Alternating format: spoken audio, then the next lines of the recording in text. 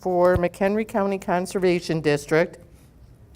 And technically, I'm supposed to do a commercial before every program, but I'll skip that today. Basically, we're part of your taxes. So that's what the commercial is mainly about. And also the things we offer, because so many people don't know the things we offer. So hopefully you did get a chance to go through the website a little bit. It will be getting updated within the next year or so. Not only do we have the Century Hikers, which if you want to start out, Thursday night we're going to Coral Woods, 6:30. It is a hike for only Century Hikers. Every quarter they get their own program. So we have 14 signed up already. I don't know if you've been to Coral Woods in Marengo. Best place on the planet for wildflowers. I'm not kidding. Got Hollywood beat. It is unstinking believable. You could stop every day and it's different. It's that cool. And the spring wildflowers too, because it is a sugar maple forest. That's where we get have our festival of the sugar maples in February and March, where we turn the sap into syrup. Yeah, and everybody's always so amazed. They're like, wow. Yeah. And that forest is very specialized there. But the Century Hikers, great group, diversified. We have our own Facebook page. We have, I believe there's 700 people officially signed up. 700 aren't active, but they like getting the emails. They maybe like doing the Facebook. The Facebook is a closed Facebook, so only if you join will you be invited to that Facebook. A lot of times what people do, and I'm thinking of like 3 different groups I know, is that they say, I'm going to Coral Woods. I'll be there at 2 o'clock. Anybody want to join me? And so then you have somebody to hike with. I do know new friends have been made. I do actually know of a couple romances too. And I know a couple years ago, I know one lady, she is on dog 3, but I've been with the Conservation District for 20 years, so I've known it's her way of walking her dog, and she's always got somebody to go with, right? But there were other programs, if we're talking about fitness and being healthy and stuff. Century Hikers can be cardio. I mean, you can hike fast if you want, but you don't have to. I am a slug. Like, I don't go to the gym. I don't bust my butt on treadmills. I should, probably, but I'd rather hike. I'd rather hike 6 miles and take 2.5 hours than sit on a treadmill in a gym. So I still think I'm kind of healthy. But, so don't be thinking that it has to be, you got to get that 1,000 miles in a year. You don't have to. You can do anything you want. So we also have a geocaching program. I don't know if anybody's familiar with that. Somebody looks like they are already. Yeah, I need to work on my coins. Oh, good. We have a program, and we have a couple of them. And geocaching is a technological treasure hunt. You go to a website, geocache.com. You put the app on your phone. It figures out where you are, and it tells you where the treasures are closest to you. We have a group on our website. They have a Facebook page. We also have events just for them. I'm doing the picnic August 4th. And the coin thing, it runs from August till November. You get all the caches, and you get a special coin, so you can collect the coins.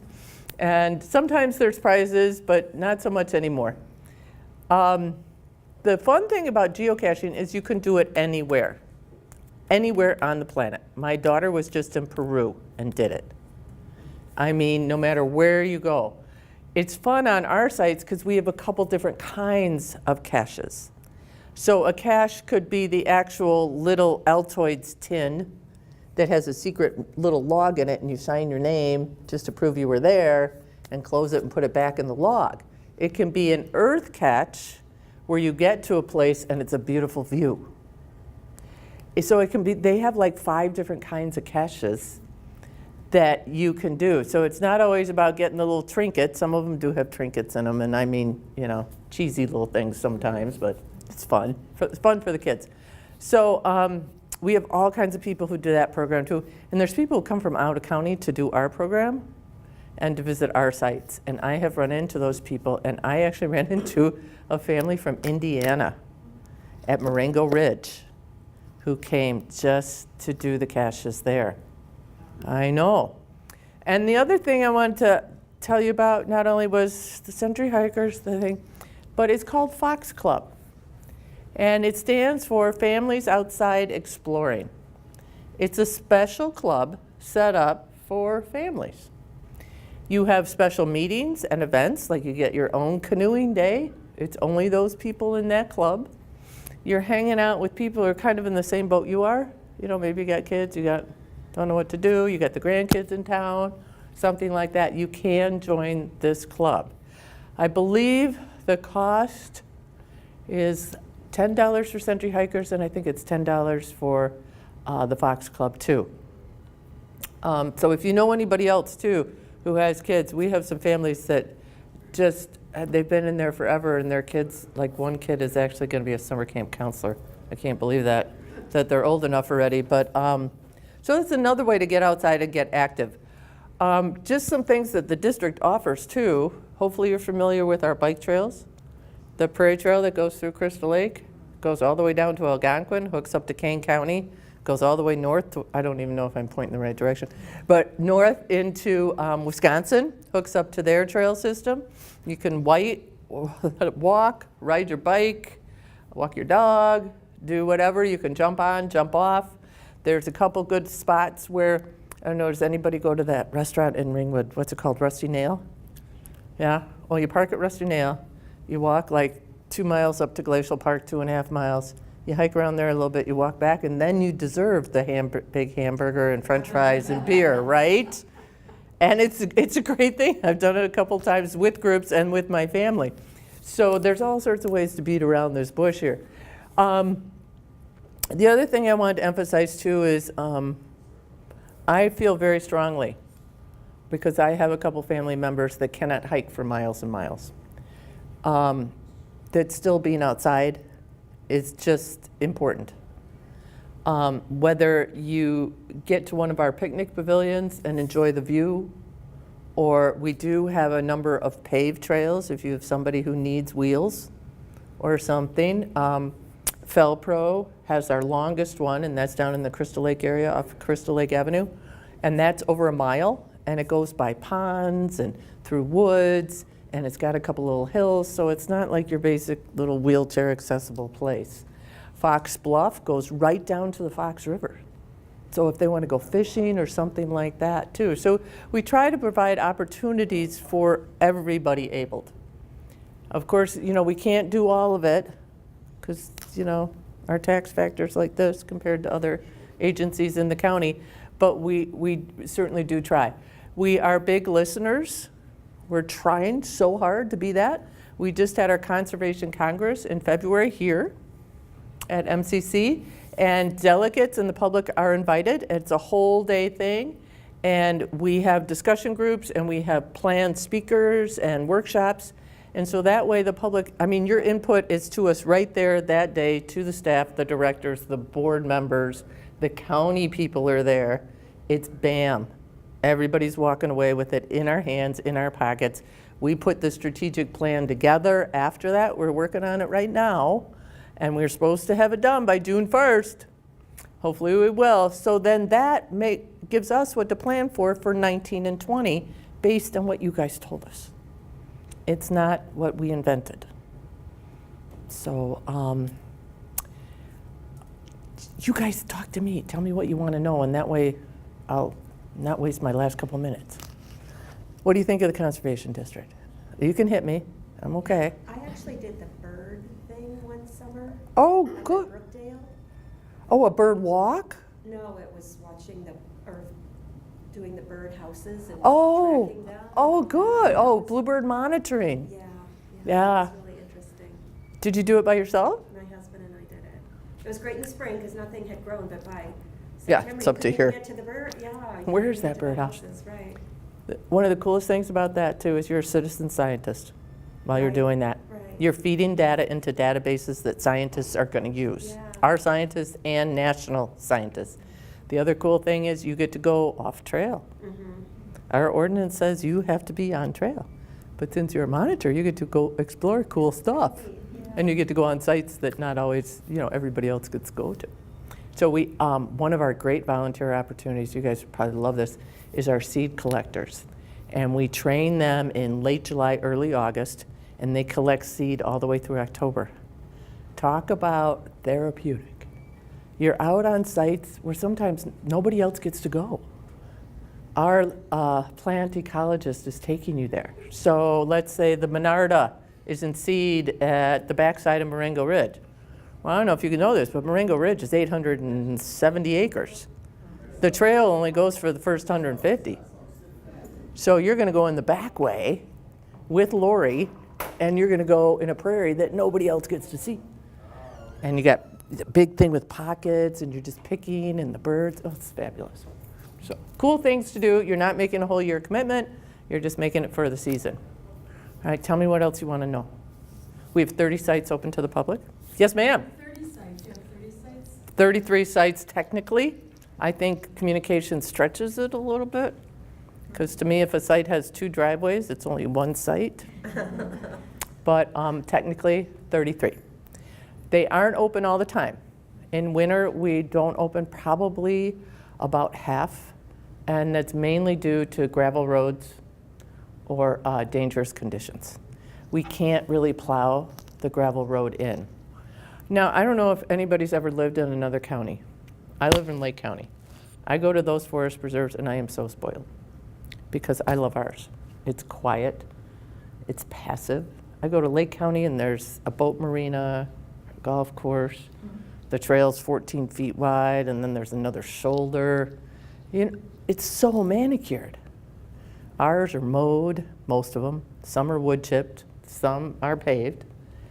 But I don't know, I just feel like it's more wild. I really like it. So I'm probably moving here now. The kids are, saying they're not coming back home. They keep saying that. You guys do a great job of posting on the site when something is closed too. We're, Because I remember hearing all that water things. Oh. On the site posting that was we had roads. You can't get in because the road was. Right, yeah, we had whole roads down. It was really fun when you're supposed to work on the other side of that. Yeah, yeah. So it was nice. I'm working from home today. Yeah, yeah, we try really hard. We also have a hunting program, so sites will be closed for that. The hunting program is deer and waterfowl. We start in July, if you know anybody. Love to see women out there that's interested in it. The nice thing about it, and we've been doing it for, I believe it's 6 or 7 years now, is that the hunters are the ones that do the check-in. They're the ones who actually test the other hunters. So for bow hunting and shotgun, you have to qualify. It's not just like, yeah, I'm going to go get me a deer. No, you got to qualify before.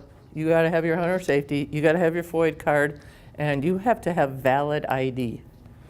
So we have our own police force, which is nice too. Great bunch of people, but they also are very involved in that program. So it's very tailored, I guess is the right word, very monitored program. So I don't, and that'll be listed on the websites when they're closed. We try not to keep any of them closed more than 3 days, because that's kind of not fair to the rest of us taxpayers who did not go into the hunting program. So. What is the age range? For the hunting? Yeah. 14. 14. We do have a youth hunt if you're with a licensed hunter. And now she has to check in too, and they have to take responsibility. So there's liability statements. The world's all about liability these days. So there's liability statements they have to take part in and everything else too. So, but yeah, and we have a handicap. We have 3 handicap hunting tree stands. And to see people out there, it's just, the one guy is here every year, and it's his, as far as he's concerned, it's his stand. But he's gotten a deer every year. He's real proud of it. He donates the deer, he gets it processed and donates it to the food pantry and everything. So I give him credit, It's a lot easier to sit on the couch than be out there in the freezing cold and everything else. So, I love to brag about the Conservation District. I have been there 19 years. I probably have the coolest job because look at me, I'm here today. And then this afternoon, I get to meet some people and take them on a wildflower hike And then so my job as outreach education coordinator is pretty darn cool. We do have the police force, we do have finance people and accountants, we have 2 mechanics that are absolutely awesome because our equipment gets beat to heck. I like to tell people too about our careers that are available too, because everybody thinks, oh, you're gonna be some eco geek. You don't. You know, you don't have to be. You definitely have to share a passion, you know, of saving the natural world and caring for it, but you don't have to be a specialist. So, Lena. Did you bring us? Oh my gosh, I have so much stuff. That's right. Thank you for reminding me. See, I told you I'll get excited. I promised everybody a nap. I have one of my favorite naps. And we have a Peregrine Falcon program coming up. I did, and we can just pass these around. I did bring my wildflowers of Coral Woods. So take one and pass them down if you want them. Yeah. I did bring, we have campsites. This is Fox Club, Fox Club. This is my favorite brochure. And the reason it's my favorite is because when you open it up, it is the whole county. And the one thing I like about it, then you can just go down the chart. You know, I want to go fishing, right? But what I tell people too is keep this in your glove compartment. You know, you're waiting for Uncle Harvey at the dentist and you're bored out of your mind. Oh, I can go over to Boone Creek. It's right here, you know, for a hike. So those are nice. You recommend people use tick repellents to go on any of those trails? Good question. I will tell you the best way to repel ticks, and it's also the worst way. Don't go outside. All right? The other way is that I do it 2 ways. And I know it, you know, it's not a fashion statement, number 1. So what I do is you always wear light colors. That's why I put on my light uniform today. The other thing you do is you take your pants and you stick them in your socks. Always wear light colored socks. Ticks are masters of camouflage. I have not given them any place to hide. They're dark. They do not want to be on light things. The other thing you're going to do is you're going to wear long pants, of course, long sleeves, and so you sweat a little bit and you got to wash your stuff. It's worth it. The other thing to do is get the hair up and put a hat on. Tick repellent, yes. There are some places and some days, certain parts of the conservation district, I can tell you by experience, it's going to be full of ticks. If you stay on the trail, it's not so full of ticks. I do use DEET, and I do have probably 2.5 outfits of that Promethean, where the clothes are soaked. I only wear those on hardcore days, when I know I'm going to be off trail doing, you know, a bird survey or something like that. I'm not crazy about the Promethean personally, so I wouldn't wear it every day. But I'll tell you, some of our people that are in the field every day are wearing it. Lyme's disease is a real thing in McHenry County. It really is. And what we're also seeing besides Lyme's, just because I have friends who have it and I have it, is we're seeing co-infections. So other bacterium that's coming in that has not been studied as much as Lyme's has. And even Lyme's is this mystery thing that we are still, some people have certain kinds of symptoms, some have others. So, but then, you know, I think back when I was a kid, my God, I had German measles, regular measles, mumps, you know, all those things, chicken pox, oh my gosh, yeah. Remember that? Itching all over and they were on my face and my mom still made me go to school. It was awful. And then, you know, my mom had a funny thing, you know, if the neighbors had German measles, she, okay, we're going to Susie's house. You know, all 3 of us, so all 3 of us would have it at the same time, I guess. I don't know. So there's, you know, you can't stay inside all the time. I just can't. I'd be so unhappy. So, newsletter. This is our newsletter. It comes out 4 times a year. I hate to even call it a newsletter now. It's more like a magazine. It keeps you up to date on what the district is. But just to give you an idea, I am turning in my fall programs May 15th, that Monday. So it's 6 months behind on like programs and stuff like that. The articles are a little bit closer. So our website is really the best spot. You can register for our programs online. Most of our programs are free, which is your tax dollars at work, basically. And before I came here, I worked for the Park District of Highland Park, and I was the head of education. So every time I sat down to do a program, I had to count how many dollars I needed to cover, it was called the Ridge, which is our main office. I had to cover their electricity and everything else, and I never even went over there. You know what I mean? So we were charging for our programs. Now it's so nice to do it because it's a good program for the people of McHenry County. So there's a big difference to me. I do have registration forms if you're thinking about any of the programs that we talked about, because they are different. This is Century Hikers. Trish is our administrator on Century Hikers.